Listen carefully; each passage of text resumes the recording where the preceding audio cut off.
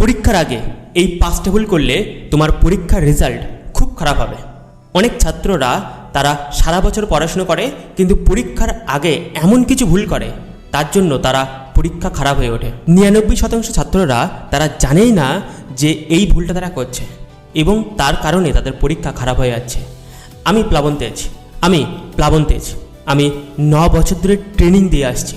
অনেক ছাত্রদেরকে খুব কাছ থেকে অবজার্ভ করেছি, আমি দেখেছি তারা কি ভুলগুলো করছে এবং আমি তাদেরকে এমন কিছু কৌশল শিখিয়েছি পরীক্ষার আগে যেগুলো তারা প্র্যাকটিস করেছে এবং হাতে নাতে রেজাল্ট পেয়েছে, এবং সেই কৌশলগুলো আমি এই ভিডিওতে রাখবো। কিন্তু একটা কথা বলি, যদি তুমি এই ভিডিওর মাঝপথে ছেড়ে দাও তাহলে সবচাইতে গুরুত্বপূর্ণ পয়েন্টটা তুমি মিস করবে, সেটা ভিডিও শেষে আমি রেখেছি, তাই সম্পূর্ণ ভিডিওটি দেখো। প্রথম ভুল, পরীক্ষার আগে রাত জেগে পড়া। অনেক ছাত্ররা এই ভুলটা করে, তাদের অনেক চ্যাপ্টার বাকি থাকে এবং পরীক্ষার আগের দিন রাত্রে অনেক রাত পর্যন্ত পড়ে, 12টা 1টা, তারপরে ঘুমাতে যায় এবং পরের দিন সকালবেলা ওঠে তখন তার ব্রেনে স্ট্রেস থাকে। কেন এটা হয়? কারণ আমরা তো ঘুমিয়ে যাচ্ছি কিন্তু আমাদের সাবকনসিয়াস ব্রেন জেগে থাকে এবং তারা আগের দিন যে কাজগুলো করা হয় সেগুলো রিপিট করে, অর্থাৎ মুভির মতন করে তোমাকে দেখাতে শুরু করে। এবার সারা দিনে যে স্ট্রেসটা ছিল সেটা রাত্রে তোমার মধ্যে মুভি প্লে হচ্ছে এবং পরের দিন পরীক্ষার হলে তুমি উইক হয়ে যাও এবং তোমার আগে যা পড়া তুমি পড়েছিলে সেগুলো সব কিছু ভুলে যাও। দ্বিতীয় পয়েন্ট, নতুন টপিক ধরা। অনেক ছাত্ররা আছে তারা অনেক টপিক বাকি আছে এবং তাদের একটা লোভ হয় যে ওই টপিকগুলো আমাকে কভার করতে হবে, কমপ্লিট করতে হবে, কারণ ওখান থেকে তো প্রশ্ন আসবেই, এবং তার আগে যে পড়াগুলো পড়েছিল সেগুলো বাদ দিয়ে সে নতুন পড়া দেখতে চায় ঠিক পরীক্ষার আগেই এবং পুরনো পড়াগুলো এলোমেলো হয়ে যায়, আর যখন সে পরীক্ষার হলে বসে তার কিচ্ছু মনে থাকে না। এবার চলে আসে 3 নম্বর point, the negative self talk. এটা দুটো কন্ডিশনে হয়। একটা হচ্ছে তোমার আশপাশের যে ব্যক্তিরা আছে, পিতামাতা, টিচার বা তোমার বন্ধুরা তোমাকে নেগেটিভ কথা বলে।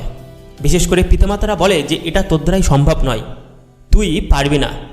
এই কথাগুলো আমাদের ব্রেনের মধ্যে স্টোর হয় এবং সেগুলো আমাদের ইমোশন ক্রিয়েট করে, নেগেটিভ ইমোশন।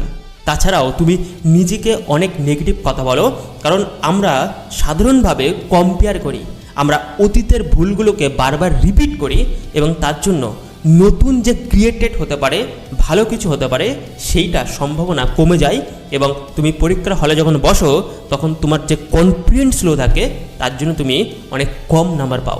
এবার চলে আসে 4 নম্বর পয়েন্ট, ফোন এবং সোশ্যাল মিডিয়া। এটা সাধারণত আমাদের জন্যই তৈরি হয়েছে। মোবাইল ফোনটা যখন আমাদের কারোর প্রয়োজন হবে তখন তাকে কল করা, কিন্তু পরীক্ষার আগে আমরা স্পেশালি দুটো জিনিস করি। প্রথমত আমরা বন্ধুদেরকে ফোন করি, তাদেরকে জিজ্ঞাসা করি যে তার কত % কমপ্লিট হয়েছে, সে কতটা কনফিডেন্স আছে, আগামী দিনের পরীক্ষাটা কেমন হবে, এবং সে অপর প্রান্ত থেকে হয়তো বলল যে আমার সমস্ত চ্যাপ্টার কমপ্লিট আর তোমার হয়নি। তখন তোমার মধ্যে ডাউট ক্রিয়েট হয়, তোমার মধ্যে কিছু প্রবলেম ক্রিয়েট হয়, সেটা হচ্ছে ইমোশনাল নেগেটিভিটি যেটা ফোন থেকে তুমি পেয়েছো। তাছাড়াও আরেকটা জিনিস কী করে ভুলে যায় সেটা হলো সোশ্যাল মিডিয়া। পরীক্ষার আগে যদি কেউ সোশ্যাল মিডিয়া দেখে তাহলে দেখা যায় যে যে সকল ভিডিও, রিলস বা অন্যান্য কিছু যেটা পড়ার সাথে কোনো রিলেটিভ ছিল না সেগুলো পরীক্ষার হলে গিয়ে মনে পড়ে।